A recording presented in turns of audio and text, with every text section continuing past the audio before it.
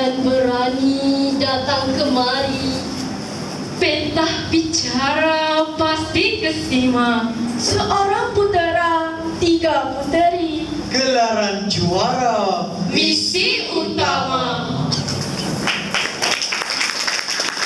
Kalau apresiasi saya hulurkan buat ahli panel yang bijaksana. Seterusnya, warga Dewan sekalian penerus kemerdekaan negara. Assalamualaikum warahmatullahi wabarakatuh. Salam warga intelektual dan satu Malaysia. Alhamdulillah warga Dewan sekalian, bertemu lagi kita di dalam Dewan yang terindah ini bersama saya, Saudari Rabiatul Adawiyah binti Aman, untuk mengupas satu isu kontemporari, iaitu penderaan kanak-kanak, punca dan cara mengatasinya. Baiklah warga Dewan, sebelum saya memperkenalkan ahli panel yang berada di sebelah kanan dan juga kiri saya pada hari ini, kita sedia maklum bahawa anak-anak merupakan anugerah Allah Ta'ala yang cukup berharga kepada setiap pasangan suami isteri. Mereka merupakan penyambung zuriat atau pewaris kepada sesebuah keluarga. Dengan adanya anak, maka bertambahlah rezeki yang Allah berikan kepada setiap pasangan yang telah berkahwin. Warga Dewan sekalian, mereka juga sebagai penghibur di dalam rumah dengan hilai tawa dan tangis yang sentiasa memerlukan belayan kasih sayang daripada ibu bapa. Namun warga Dewan sekalian, kita sering digemparkan dengan pelbagai kes penderaan yang melibatkan kanak-kanak, di mana kanak-kanak ini didera dengan tidak memberi kemanusiaan. Apa yang menyedihkan warga Dewan sekalian, pendera-pendera ini ialah ibu bapa kandung pada mangsa. Ini cukup menyedihkan. Salah satu peristiwa untuk dijadikan contoh yang telah berlaku di Kajang pada tanggal 21 Oktober 2009, di mana seorang kanak-kanak perempuan yang berusia 3 tahun telah didera, dirogol dan diliwat oleh seorang lelaki warga Afrika yang dikenal pasti oleh pihak polis kekasih kepada ibunya. Justru warga Dewan sekalian, kita perlu melihat masalah ini dalam skop yang lebih besar jika ingin diselesaikan. Sesuai dengan tajuk forum kita pada kali ini, penderaan kanak-kanak, punca dan cara mengatasi. Baiklah warga Dewan sekalian, moleklah kiranya saya perkenalkan ahli panel yang berada di sebelah kanan dan juga kiri saya pada hari ini. Jangan ragu dan jangan risau warga Dewan, kerana warga Dewan sememangnya tidak asing lagi dengan ahli panel kita pada hari ini. Baiklah, yang berada di sebelah kanan saya, kecil molek orangnya, Saudari Nur Anissa Syafiqah binti Abdul Jamil. Apa khabar saudari? Alhamdulillah sihat. Bagaimana pula dengan saudari di sana? Alhamdulillah sihat juga saudari. Saudari, saya difahamkan saudari merupakan seorang ketua pengawas sekolah yang penuh dedikasi. Adakah itu benar saudari? Ya, benar saudari. Baiklah, yang kita beralih pula pada ahli panel kita yang kedua, Saudari Siti Nur Hazira binti Abu Bakar. Untuk pengetahuan Dewan sekalian, Saudari Siti Nur Hazira merupakan seorang Presiden Persatuan Pencegahan Jenayah di sekolah. Apa khabar saudari? Alhamdulillah, sihat sejahtera. Dan warga Dewan sekalian, di hujung sana nampak pemalu orangnya, tapi petah berkata-kata Saudara Azikro Hakim bin Bidun. Apa khabar saudara? kabar baik saudari. Untuk pengetahuan warga Dewan sekalian, Saudara Azikro merupakan Presiden Persatuan Pendidikan Islam di sekolah. Baiklah warga Dewan sekalian, berdasarkan kajian yang telah dijalankan, penderaan kanak-kanak melibatkan 3 komponen utama, iaitu penderaan dari segi fizikal, penderaan dari segi seksual dan juga penderaan dari segi emosi. Apakah kita dengar daripada Saudari Anissa, iaitu ahli panel yang pertama pada hari ini. Saudari, apakah yang dimaksudkan dengan penderaan dari segi fizikal? Silakan saudari. Ya, terima kasih buat saudari Rabiatul Adawiyah yang merupakan moderator kita pada petang ini.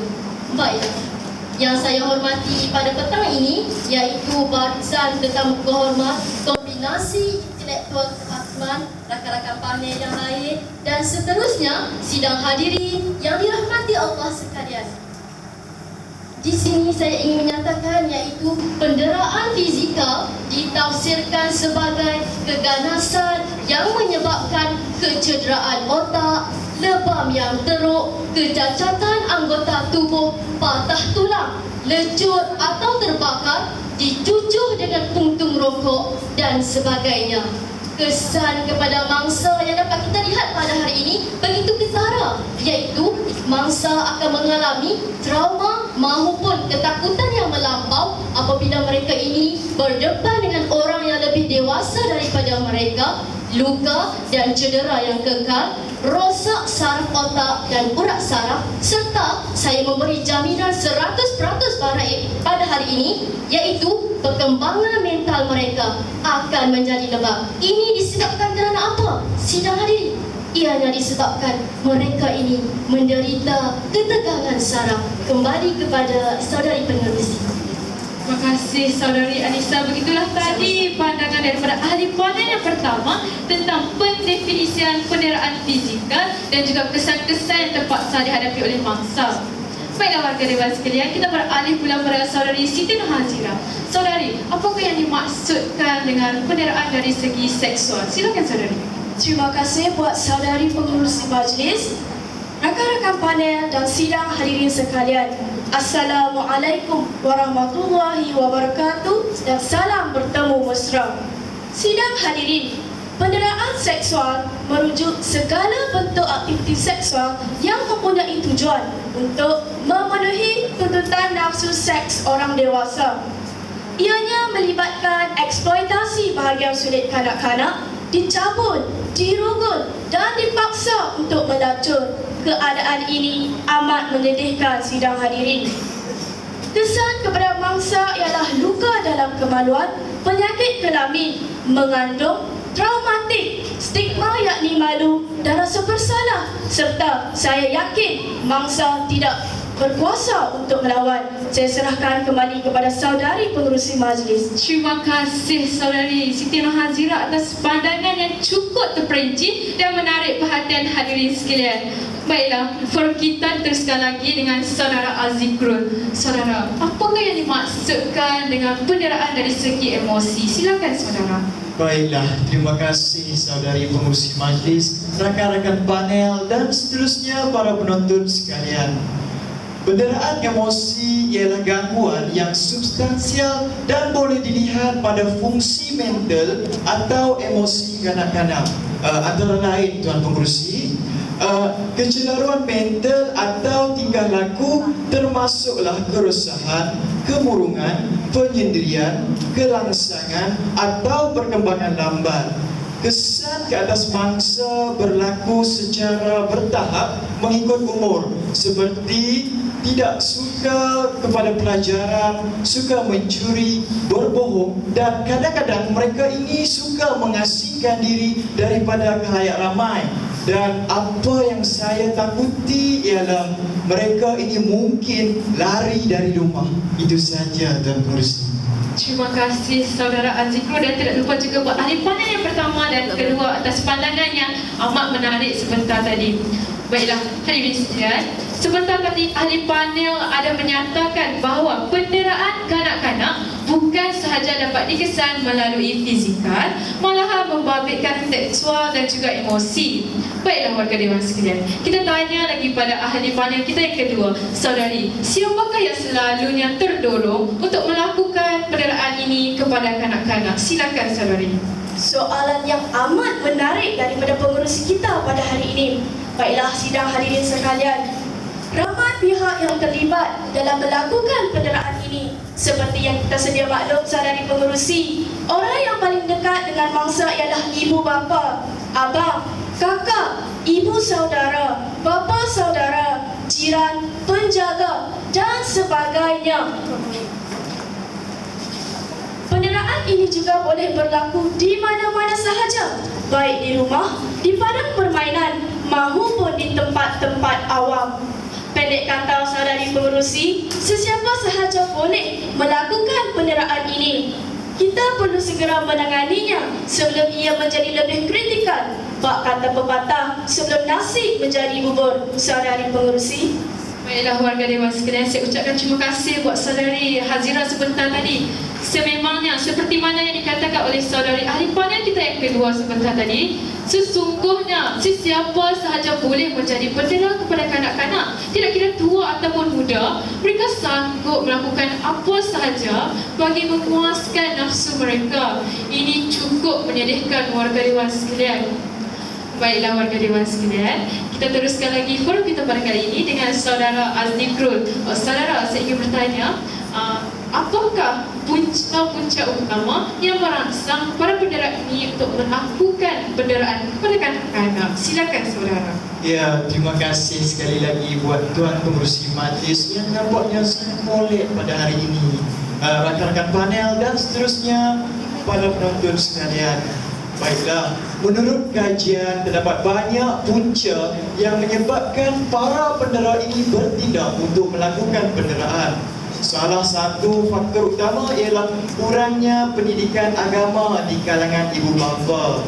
Hadirin yang saya hormati, ilmu agama amat penting dalam sesebuah institusi rumah tangga kerana ia mampu menjadi panduan yang terbaik dalam menguruskan keluarga. Setiap masalah yang berlaku pasti ada jalan penyelesaian jika berlandaskan dengan Al-Quran dan As-Sunnah. Islam telah menerapkan sikap yang baik yang perlu dicontohi oleh setiap umatnya, seperti tahap kesabaran yang tinggi dalam melayani anak-anak. Islam juga telah menjelaskan kepada kita tentang azab yang pedih bagi sesiapa sahaja yang tidak menjaga amanahnya dengan baik, seperti mana anak-anak yang merupakan amanah Allah kepada kita. Itu saja Tuan Pengerusi. Terima kasih kepada ahli panel yang ketiga. Memang benar seperti mana yang dikatakan oleh saudara Azikro sebentar tadi, penguasaan ilmu agama di kalangan ibu bapa amat penting. Kerana apa? Kerana ibu bapa lah yang akan mencorak kehidupan anak-anak. Memandangkan masa ibu bapa yang agak panjang bersama anak-anak di rumah, maka ibu bapa lah yang akan dijadikan tempat oleh anak-anak supaya mereka melatih diri mereka menjadi seorang insan yang kamil. Baiklah warga dewan sekalian, kita sudah pun mendengar satu punca yang menyebabkan kes penderaan ini terus berlaku. Apa kata kita dengar daripada saudari Nur Anissa? Apakah punca-punca lain yang merangsang para pendera ini untuk melakukan penderaan? Silakan saudari. Baik, terima kasih saudari pengerusi yang saya hormati, sidang-sidang ahli-ahli panel sekalian dan seterusnya sidang hadirin yang dirahmati Allah sekalian. Baiklah, faktor lain yang menjadi punca kepada penderaan kanak-kanak adalah kerana masalah kewangan yang dihadapi oleh sesebuah keluarga itu. Masalah kewangan yang melanda sesebuah keluarga itu akan menyebabkan ibu bapa ini bertindak ganas terhadap anak-anak. Misalnya, jika anak-anak ini meminta duit belanja maupun keperluan lain, sudah semestinya anak-anak ini akan menjadi mangsa sifat terajang kepada ibu kandung mereka sendiri. Pada pandangan saya, ini amat menyedihkan kerana anak-anak tidak sepatutnya diperlakukan sebegitu pada usia mereka yang masih lagi setahun jagung, di mana mereka memerlukan kasih sayang, pelayan juga perlindungan daripada ibu bapa kandung mereka sendiri. Jika masalah kewangan masih lagi melanda dalam sesebuah keluarga itu, saya menyeru kepada sidang hadirin yang mendengar bicara forum kita pada pagi ini, pada petang ini, terutamanya ibu bapa, janganlah sesekali kita melepaskan masalah itu kepada anak-anak. Akhir kalam daripada saya, saudari pengerusi dan sidang hadirin sekalian, mintalah pertolongan daripada Allah Subhanahu wa taala agar dilembutkan hati, ditenangkan fikiran supaya kita dapat berfikir dengan lebih waras dan terbuka bagaimana untuk menyelesaikan masalah ini. Wallahu a'lam. Tuan Pengerusi, izinkan saya membuat sedikit penambahan apa yang diperkatakan oleh saudari Anissa sebentar tadi. Silakan saudara. Terima kasih saudari. Baiklah, di samping timbulnya masalah kewangan yang diperkatakan oleh saudari Anissa sebentar tadi, mereka ini juga mungkin menghadapi tekanan di tempat kerja. Masalah dan tekanan di tempat kerja ini dibawa balik ke rumah, lalu dilepaskan kepada anak-anak mereka yang tidak berdosa. Hadirin yang saya hormati, kita sedia maklum bahawa anak-anak yang masih kecil ini sememangnya suka merengek kerana mereka perlukan perhatian yang sewajarnya daripada ibu bapa. Jadi saya rasa tindakan ibu bapa yang melepaskan geram dan tekanan mereka terhadap anak-anak yang merengek kerana perlukan sesuatu adalah satu tindakan yang tidak masuk akal. Jadi ibu bapa yang tidak berfikiran matang ini mungkin akan mencucuk untuk rokok, memukul, menerajang dan sebagainya. Apalah salah dan dosa mereka sehingga diperlakukan dengan sebegitu. Itu saja saudari pengurusi. Terima kasih kepada ahli panel yang pertama dan ahli panel yang ketiga atas lembaran yang cukup menarik sebentar tadi. Baiklah warga dewan sekalian, sekaranglah sudah terang lagi bersuluh. Sebenarnya terdapat banyak punca yang boleh diimplementasikan untuk mengatasi masalah kenderaan ini.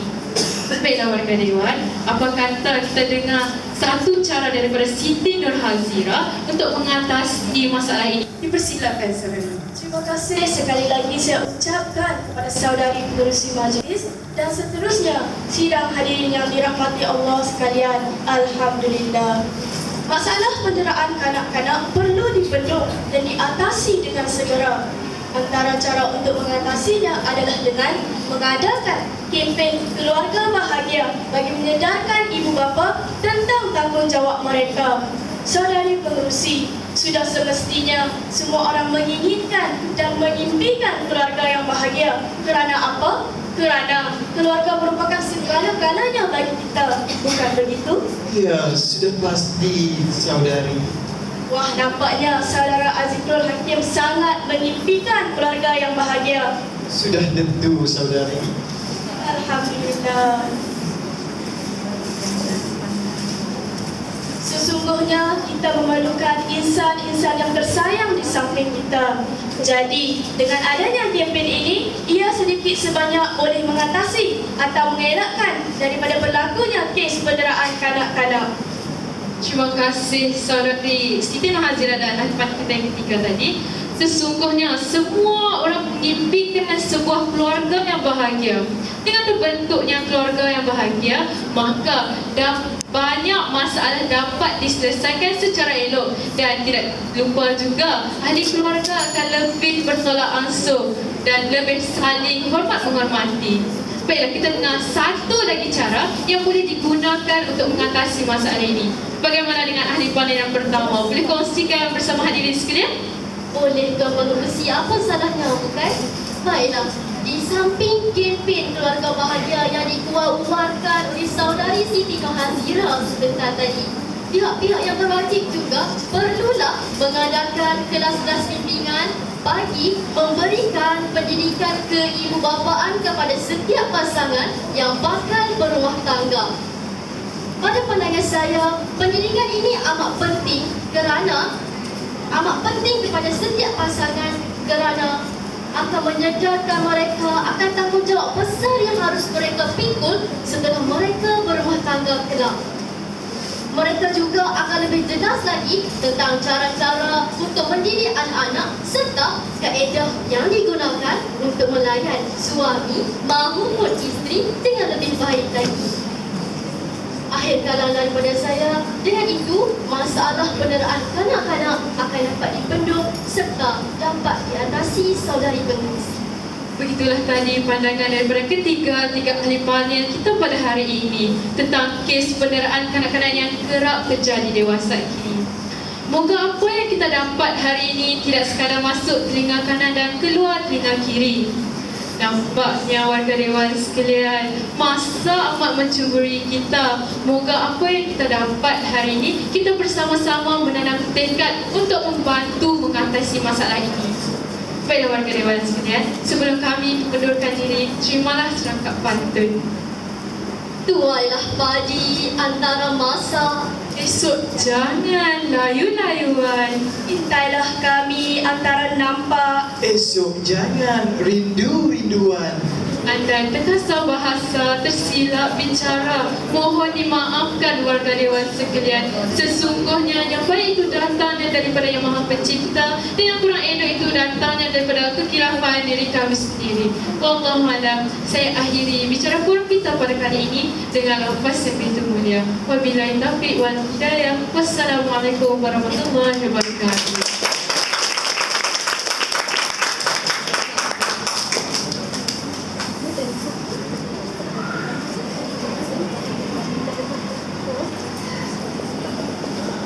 Begitulah selesainya pasukan forum yang pertama dengan tajuk forum mereka.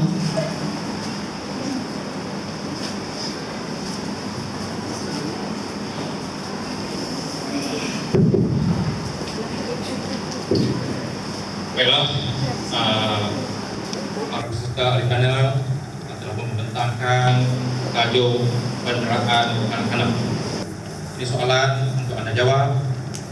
Soalan berbunyi, apakah peranan masyarakat dalam menangani masalah penderaan anak-anak?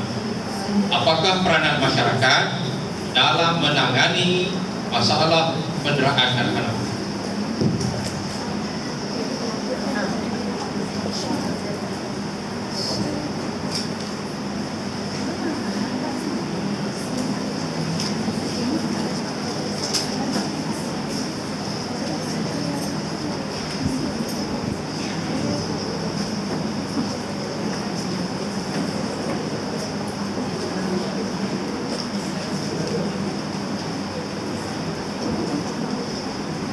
Assalamualaikum warahmatullahi wabarakatuh. Salam warga intelektual dan salam satu Malaysia. Terima kasih kepada Ketua Panel Hakim atas lontaran soalan yang cukup menarik perhatian kami pada hari ini. Baiklah warga dewan sekalian, sebentar tadi Ketua Hakim ada menanyakan apakah peranan masyarakat dalam menangani masalah ini. Baiklah, saya yakin dan saya Saudari jawab. pengerusi, Ya. izinkan saya dahulu yang memulakan bicara forum kita pada petang ini. Silakan saudari, nampaknya sangat bersemangat berkongsi pendapat bersama hadirin sekalian. Silakan saudari. Mestilah saudari pengerusi. Baiklah. Terima kasih sekali lagi saya ucapkan buat saudari pengerusi, rakan-rakan panel yang lain dan seterusnya sidang hadirin yang dirahmati Allah sekalian. Berdasarkan soalan yang diutarakan oleh Ketua Hakim sebentar tadi, iaitu apakah peranan masyarakat dalam membendung masalah ini daripada terus berlaku. Pada pandangan saya, salah satu peranannya adalah dengan menghubungi talian 999. Buat pengetahuan semua, talian 999 ini beroperasi selama 24 jam 7 hari tanpa henti. Dengan ini, pihak polis akan menerima aduan yang dilaporkan oleh sesiapa sahaja dengan pantas. Sementara menunggu pihak atasan untuk membuat tindakan lanjut, kita juga boleh membuat tindakan sampingan, iaitu dengan pergi ke balai polis yang terdekat, sama ada dengan menaiki kenderaan sendiri maupun menumpang orang lain.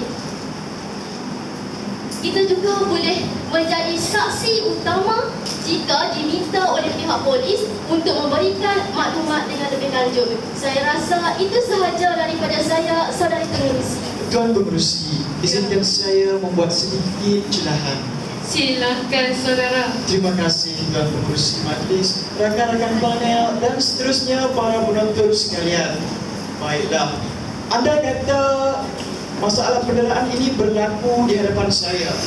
Sebagai seorang ahli masyarakat yang bertanggungjawab, saya akan menghampiri di tempat tersebut lalu menasihati si pendera agar tidak melakukan penderaan.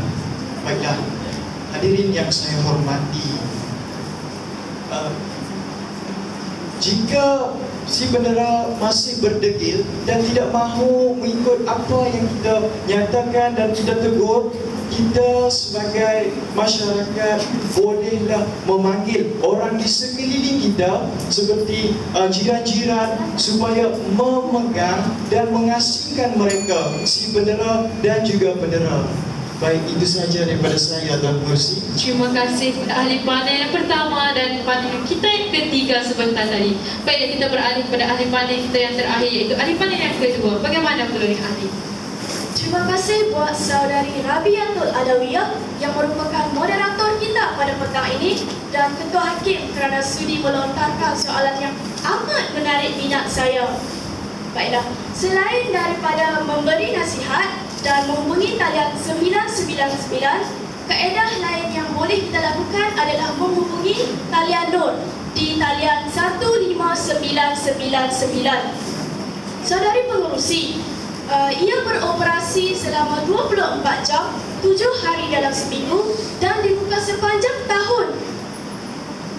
Serta seramai 29 orang petugas-petugas ditugaskan untuk mengendalikan talian hayat ini. Untuk pengetahuan para hadirin sekalian, talian Nur merupakan satu unit khas di mana petugas-petugas mengambil tindakan dengan pantas dan cepat dan ada juga yang terus memantau tempat kejadian sebagaimana yang dilaporkan oleh mereka. Selain itu, kita juga boleh menghubungi Jabatan Kebajikan Masyarakat di mana jabatan tersebut memberikan perlindungan kepada masyarakat sepenuhnya. Itu sahaja daripada saya, saudari pengerusi. Terima kasih kepada saudari Siti Nurhazira. Marilah kita bersama-sama menanam tekad untuk mengatasi masalah ini daripada terus berlaku. Warga dewan sekalian, anda terkasar bahasa, tersilap bicara, mohon dimaafkan warga dewan. Sesungguhnya yang baik itu datangnya daripada Yang Maha Pencipta dan yang kurang elok itu datangnya daripada diri kami sendiri. Wallahualam, saya akhiri bicara kita pada hari ini dengan lafaz yang begitu mulia. Wabillahi taufiq wal hidayah. Wassalamualaikum warahmatullahi wabarakatuh.